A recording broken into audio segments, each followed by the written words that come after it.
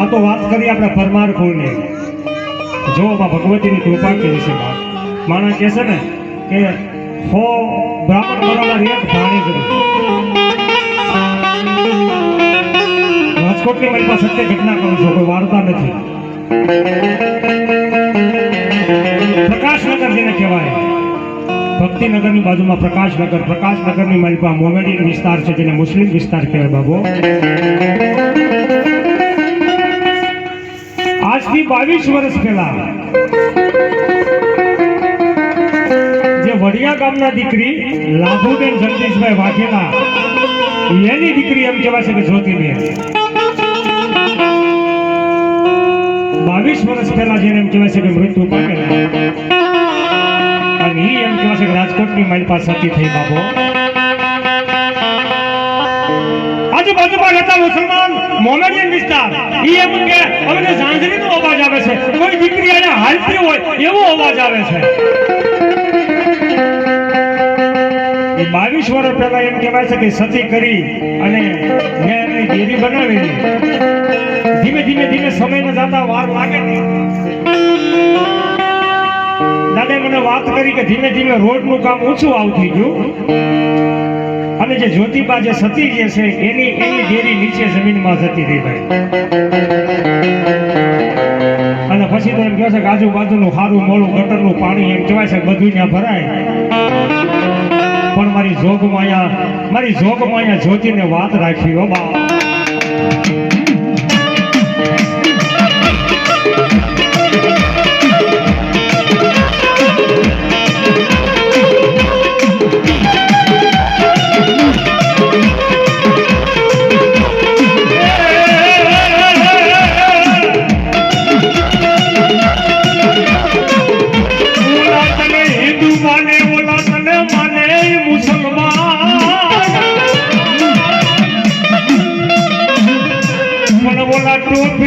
ટોપિયું વાળા તને કોઈ તાજમ કરે.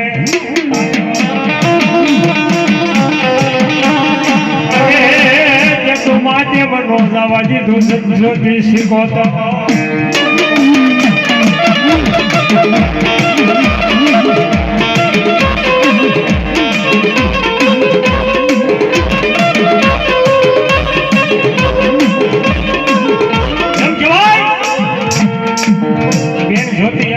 મુસલમાનના ઓરડે સપને કયો મોમેડીના સપને જઈને કીધું હું તો સબ જાગત બાપ મારી હું તોય નથી જાગતોય નથી. કા આ મારી જે દેરી રહી ને એ એમ કહેવાય છે કે જ્યોતિબા સતીની કહેવાય હો બાપ. આમાં આખા વિસ્તારનું સારું નરવું પાણી બધું મારી દેવીના ખાડામાં આવે છે. રાતનો મોમેડિયન જાગી ગયો, મુસલમાનનો દીકરો જાગ્યો. ગાહામાં કોણ મારા સપનામાં આવ્યું? મંજુબેનને વાત કરી કે આ દીકરી મારા સપનામાં આવી છે.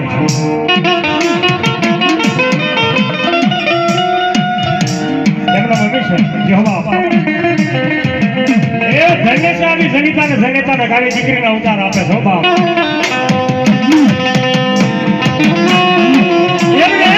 વડિયા ગામે નાખી દાદાને વાત કરી કે દેરી બનાવી છે, દેરી બહુ ઊંડી વહી ગઈ છે અને સારું મોડું પાણી બધું બેનની દેરીની મારી પાસે જાય છે. સતી કહેવાય અમારી બાજુ તો તમે અહીંયા સતી કહો, પણ અમે ખરેખર કુંવારી દીકરી જે સતી થાય ને અમે મેલડી તરીકે માની. હા, એને મેલડી જેટલો પાવર હોય બાપુ, મેલડીને ઊભી રાખી દે. અને તેથી એમ કહેવાય છે કે નાગજી દાદા એમ કહેવાય છે કે ઘરે બેઠા બેઠા વેદ માંડવા મળ્યા કે જો કદાચ મને ભાણે જ કદાચ કોઈ મુસલમાનને સપને જાતી હોય તો મારા સપને કામ આવે, મારા સપને આવીને વાત કરે તો હું માનું. જ્યોતિબાને વાત રાખવી છે. એક દી, બે દી, 3 દી, 3.5 દીનો ટાઈમ થયો. નાગજી બાપાના સપને આવી ઉભી રહી કે દાદા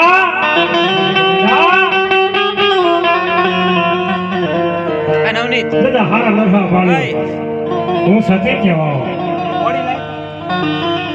દાદે મનોમન નક્કી કરી તારી દેરી બનાવી છે ને, પણ મને કાચ રૂપિયો કરી નિશાન દે. આને દેવ કહેવાય આને સતીયું કહેવાય. બાકી તો અભી બોલ્યા નથી. જેને રિઝલ્ટ આપ્યા છે, જેને પરિણામ આપ્યા છે એની વાત થાય બાપ. દાદાએ નિશાન માંગ્યું, 1 રૂપિયો મળ્યો. બીજું ની મને કેમ ત્રણ તાને, ત્રણ નાચના, ત્રણ સરકારના, ત્રણ દેવના. બીજું નિશાન માંગ્યું, હોનાનું નિશાન લે. કારણ હોનાનું ઝુમડું જેડું એવું કામ દાદે મને કીધું. અને ત્રીજું નિશાન હા ભાઈ કદાચ તું મારું ભાણેજરું હોય ને તો મારા કિસ્સાની ઘરે 10 વર્ષથી મારી ખોળો પાલો નથી બંધાતું. એક મારી જો કેમ ખોળાનો ખૂંદાર તો દે ને પછી તારી દેવી બંધાવું તો બેન તો રોડી કેવી લાય. કાલો કાળે હાફળી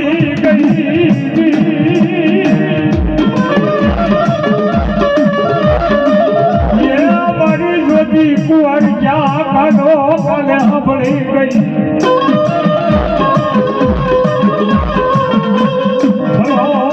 ભલો મારી નાચ નાવી હમાજી.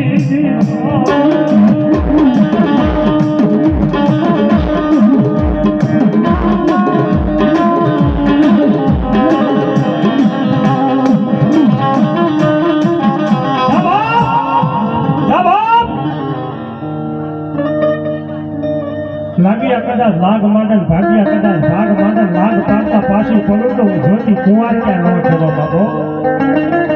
દાદા દાદા 9 મહિને અને 13 દિવસે, 9 મહિને અને 13 દિવસે કિશનભાઈ ના ઘરે દેવના સકારી જેવો તો દીકરો આપીને ઊભી ન રહે તો હું જોતી 77 નો જવાબ.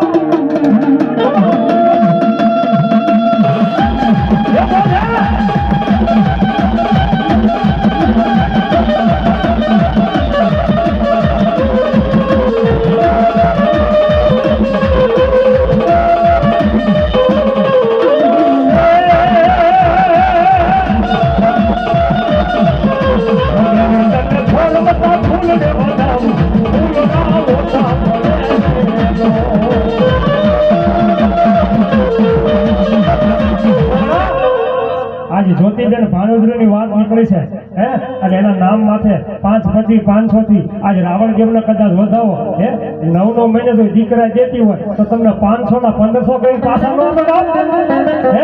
આજ મારી બેન જ્યોતિના નામ ઉપર કોઈ મારી બેઈ દેવી દીકરીઓ 5 પછી રૂપિયાના નામ માથે વાપરે, એના નામ માથે કોઈ ફૂલડા ઉડાડે, એના નામ માથે કોઈ હોબસો નાખે અને સવારમાં જો 3 ગણો લાભ ન કરે ને તો ભલો ભલો મારી જ્યોતિમાં 77 નો જવાબ.